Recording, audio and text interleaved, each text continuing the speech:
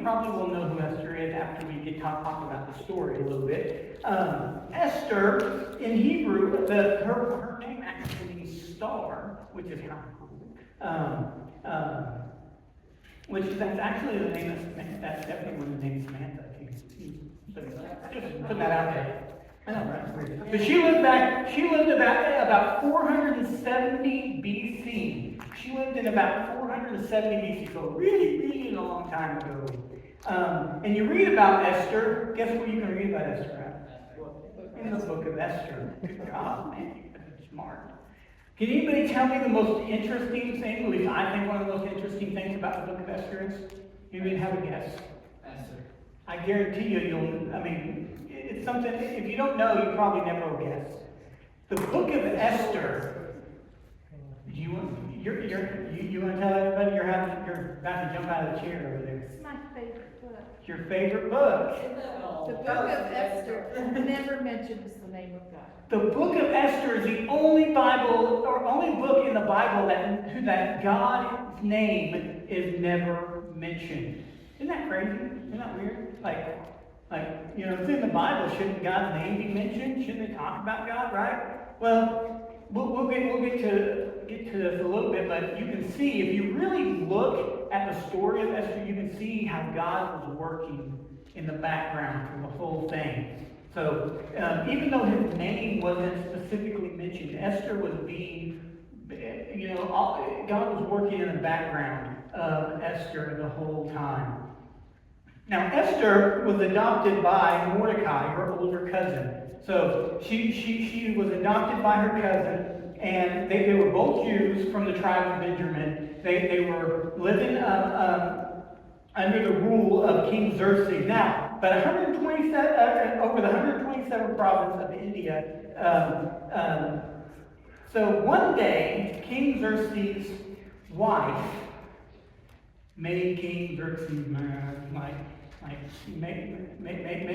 kind of hacked him off a little bit, and so he banishes her from the kingdom, and after a series of times, he decides he's going to find himself a new queen. Now, this story right here, really, you ladies should really read this story. This is all about woman power and women taking charge, because it starts off with this guy kicking his wife out because she did something he didn't like, and then he decides he's going to get a new queen. So he gathers up a bunch of young, beautiful women and gives them beauty treatments, spends months and months giving them different beauty treatments to make them look prettier and nicer and to kind of fit the part and all of this stuff. Esther was one of the ones chosen by the king. And Mordecai told Esther not to tell everyone that she was a Jew. This is one of the things that's going to play in really big. We kind of look over that, like, Mordecai, don't tell me he's a Jew. People what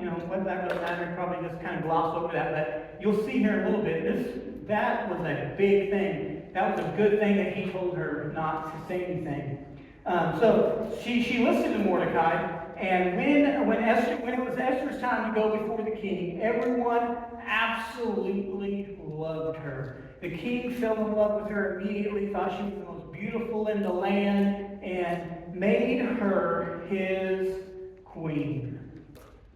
Story, the end. Everybody lives happily ever after, right? Yeah. Woo! Isn't that just a perfect story for ladies? Like one day meet a king and he makes you his queen. And, no. Well, huh? Not a fairy tale. Well, and we're going to find out here, Esther's not in a fairy tale either.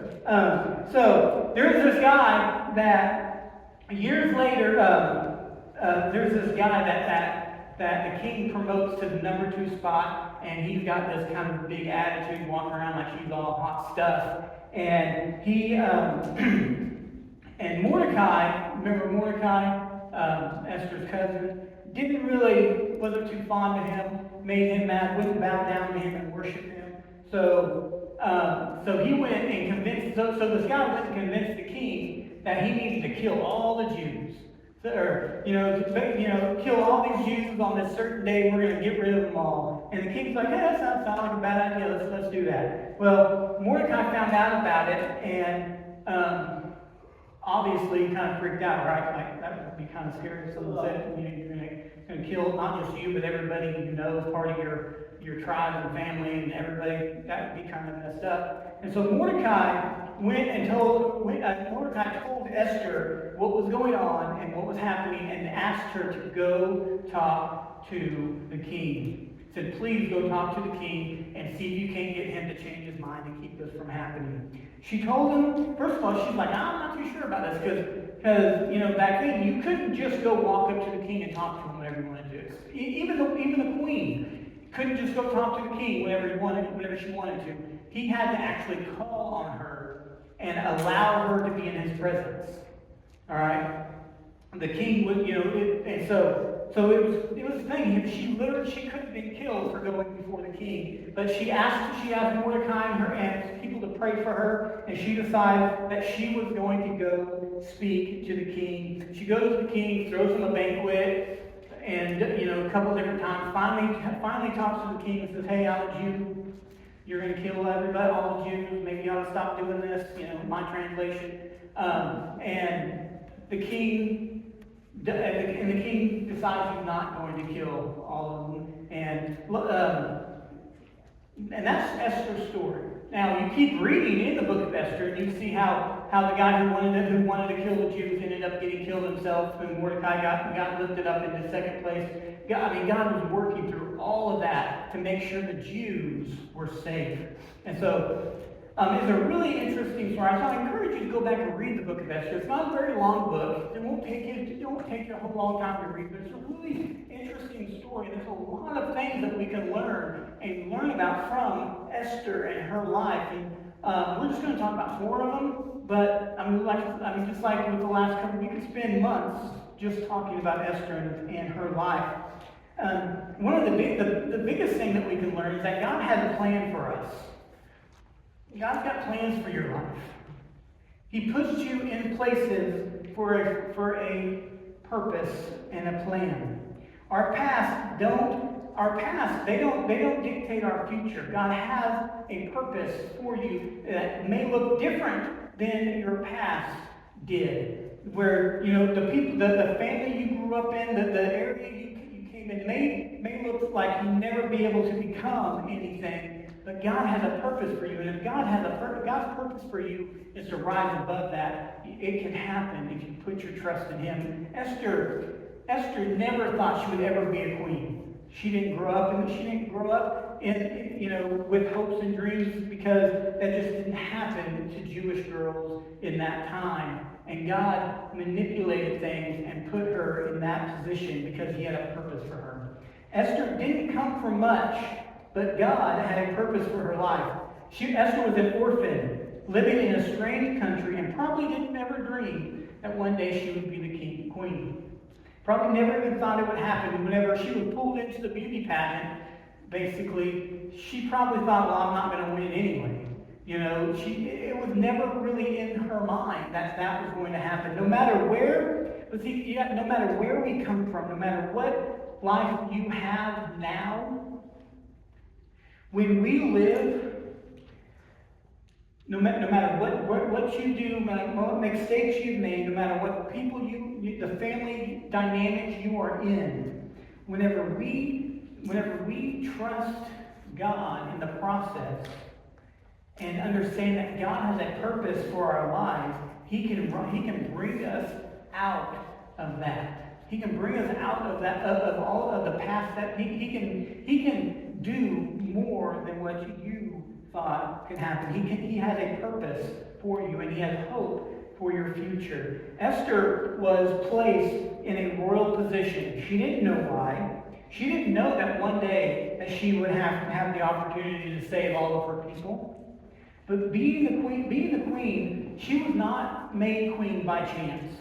It was not by this random thing that happened. It was a purposeful thing that God worked out in the background and moved her into that place. In Esther 4, whenever Mordecai is speaking with her, chapter 4, verse 14, he says, "Who knows? Perhaps you have come to your royal position for such a time as this."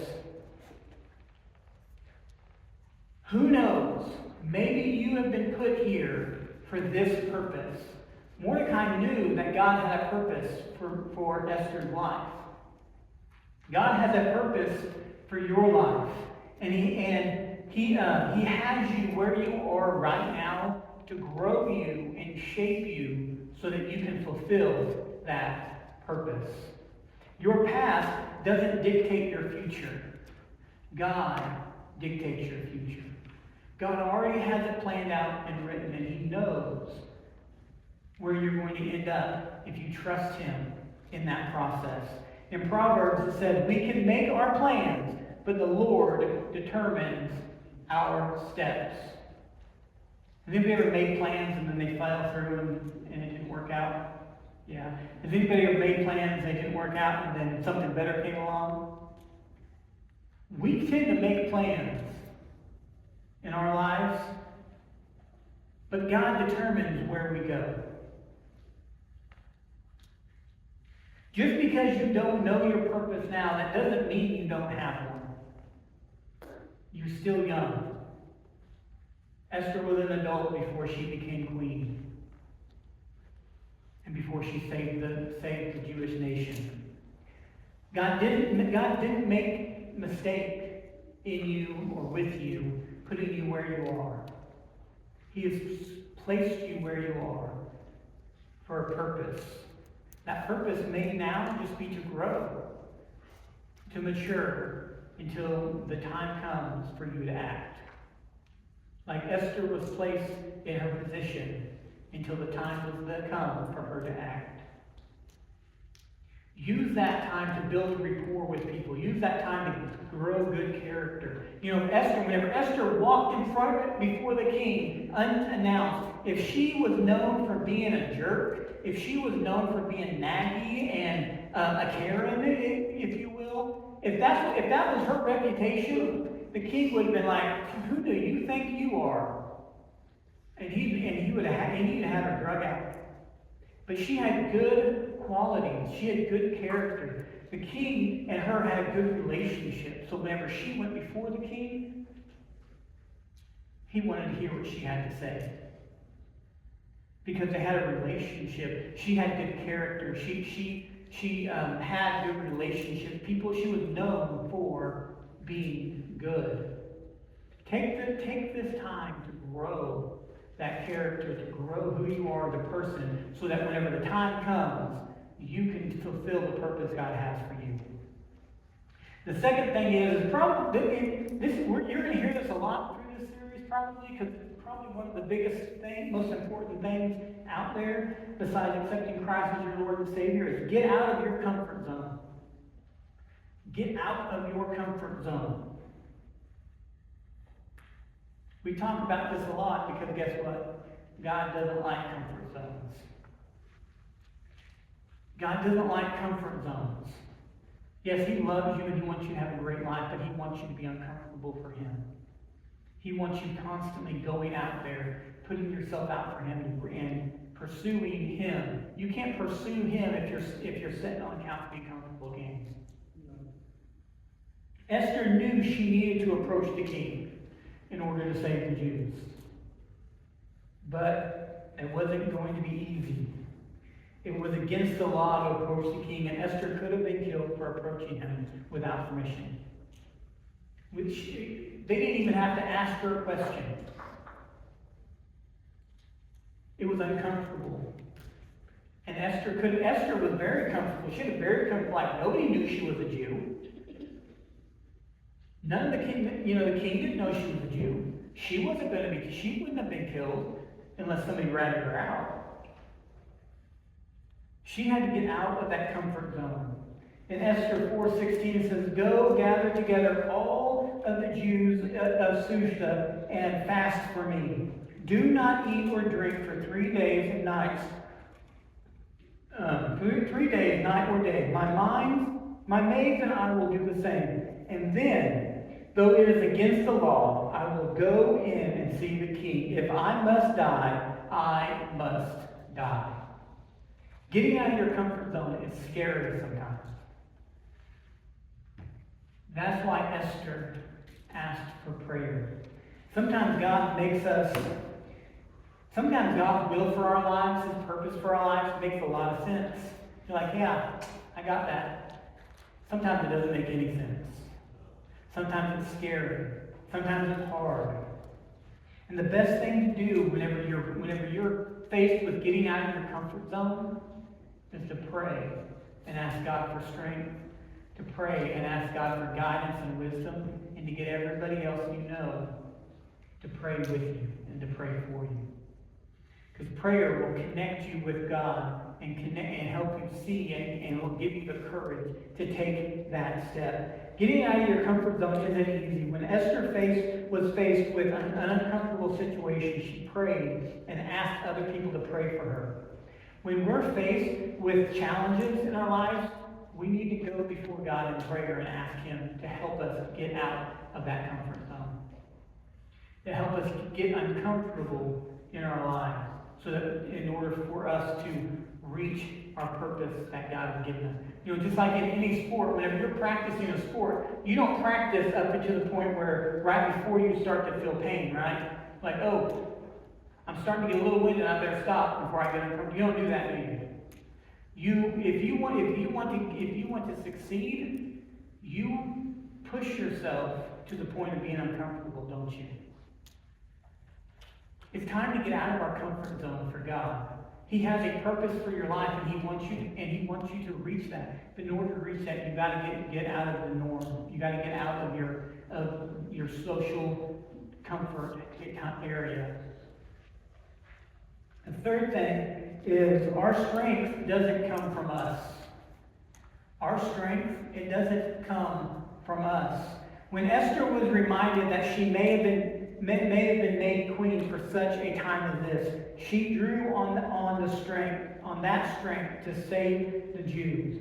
But that strength wasn't her own strength. Her strength came from God. She fasted and prayed. She had other people fast and pray. She drew on spiritual strength from God to approach the king in the nation. In Philippians 4, verses 6 and 7, it says, "Do not worry about anything, but in everything, through prayer and petition, with thanksgiving, present your requests to God, and the peace of God, which surpasses all understanding, will guard your hearts and mind in Christ."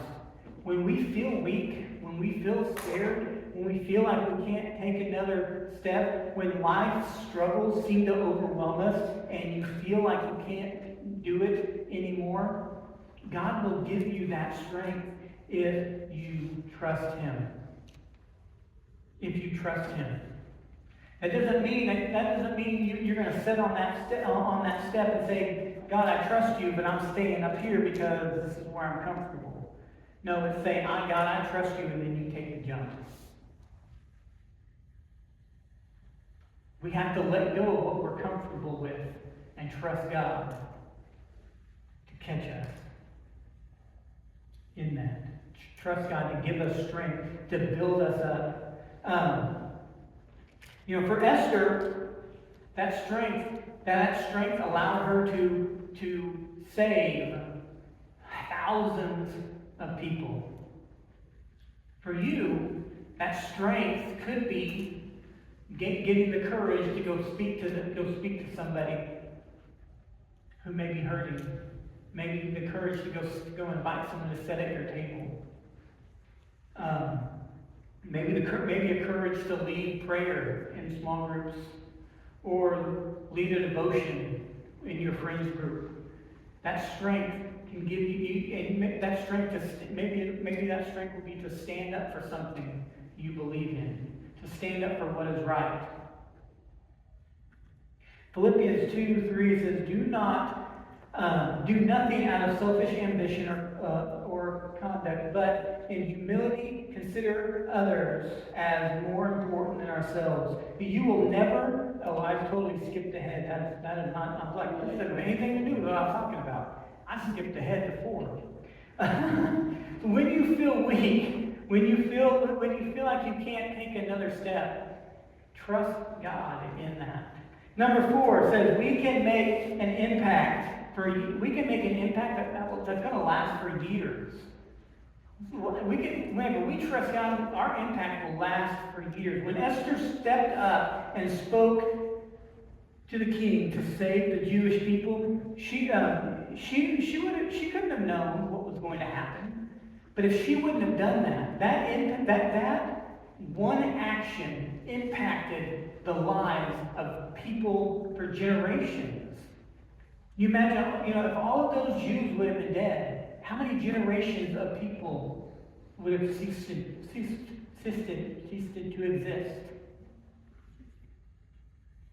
If you are willing to step out in faith, to get out of that comfort zone, to trust God for strength, you can make an impact that will change the world forever. You.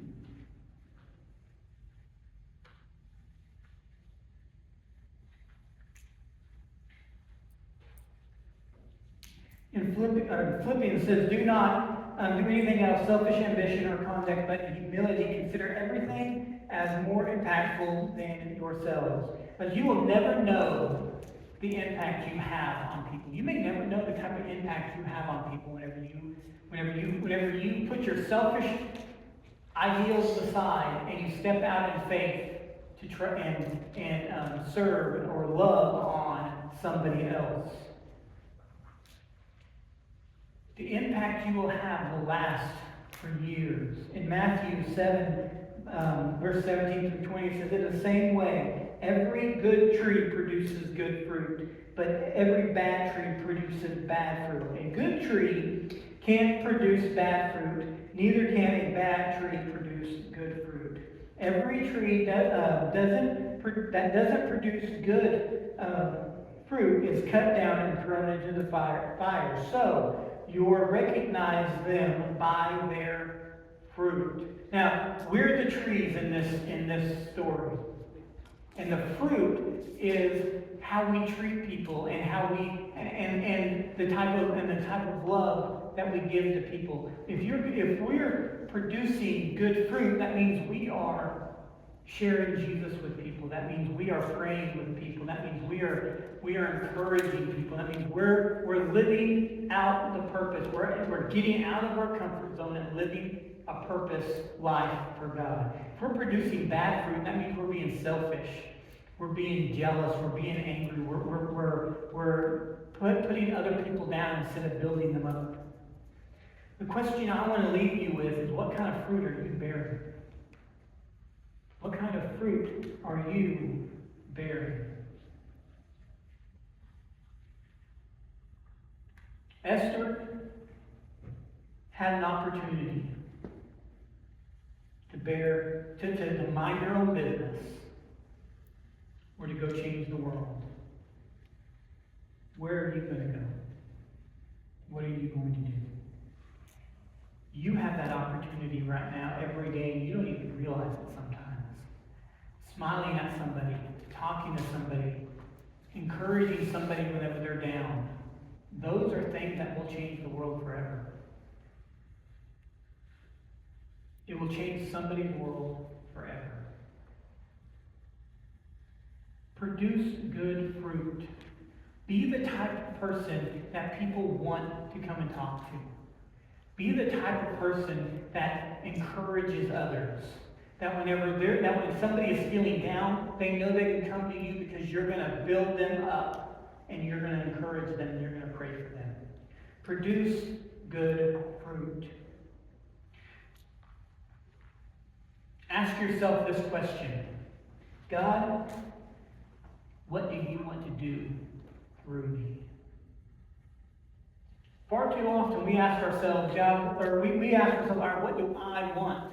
And then we pray, God, this is what I want. Or God, some people say, what do you want me to do? If we're really spiritual, we say, God, what do you want me to do? But we need to be saying, God, what do you want to do through me? We need to turn our minds and our hearts to God's plan and allow God to use us for His purpose. Esther allowed God to use her for His purpose, and it reshaped society at the time and changed the world. Allow God to ask yourself, ask God this question, God, what do you want to do through my life? And if you will listen and then do it, you can reshape the world around you. You can change someone's life forever. You've got to remember these four things as you go through your life, as you grow and mature. Remember that God has a purpose for your life. I don't care what anybody else says. I don't care what anybody else in your family, anybody else in your school. You are not a mistake. You are not worthless. You have been made and designed for a great purpose by an amazing God that loved you so much He sent His Son to die for you. If you didn't have a purpose, what was the reason for the cross? You have a purpose. Get out of your comfort zone. Don't be scared. Allow God to use you. Allow God to take what you have and use you for something great. Get uncomfortable. It's really not that bad, looking back. Being uncomfortable is probably one of the best things I've ever done in my life. Our strength doesn't come from ourselves. It comes from God. So get on your knees and pray. Ask God for strength to get out of your comfort zone and to help you fulfill your purpose. Ask God for strength to go talk to that person, to go do that thing, to take a stand for what's right. This world is so full of people that is shoving all kinds of things down our throats, trying to tell us we have to live a certain way, do a certain thing, all of these sinful things that just bring us more into confusion and darkness than our world has been. It seems like every day something new is coming up that is confusing and crazy that's just pulling us away.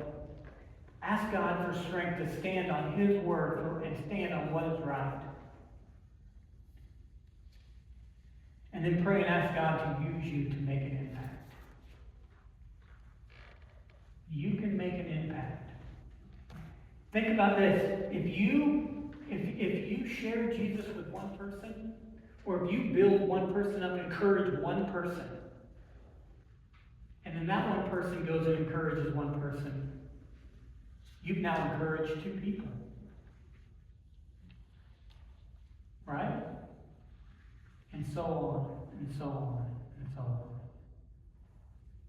You can make an impact if you're willing. Just get out of your comfort zone and trust God.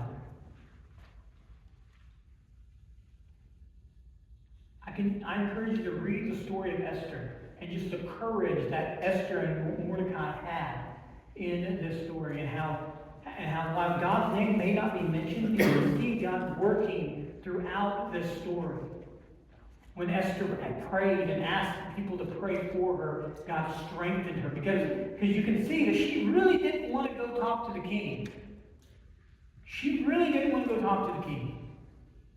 But she asked for prayers, and that prayer gave her the strength to take that step.